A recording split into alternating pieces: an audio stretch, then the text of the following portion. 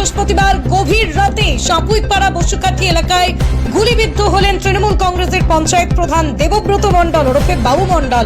আপনাদের জানি রাখবো আরো একবার ফের অশান্ত হাওড়া। বৃহস্পতিবার গভীর রাতে সাপুইপাড়া বসুকাঠি এলাকায় গুলিবিদ্ধ হলেন তৃণমূল কংগ্রেসের পঞ্চায়েত প্রধান দেবব্রত মণ্ডল ওরফে বাবু মণ্ডল। বেশ কয়েক রাউন্ড গুলি চালানো হয়, তাকে লক্ষ্য করে গুরুতরভাবে আহত হয়েছেন তিনি এবং তার সঙ্গে অনুপম রানা। দুজনকে আশঙ্কাজনক অবস্থায় হাসপাতালে ভর্তি করা হয়েছে। স্থানীয় সূত্রে জানা গিয়েছে একটি বিয়ে বাড়ির অনুষ্ঠানে যোগ দিয়েছিলেন বাবু মণ্ডল। অনুষ্ঠান শেষে অনুপম রানার বাইকে চেপে বাড়ি ফিরেছিলেন তারা। সেই সময় পূর্ব পরিকল্পিতভাবে দুষ্কৃতীরা তাদের লক্ষ্য করে গুলি চালায় বলে অভিযোগ।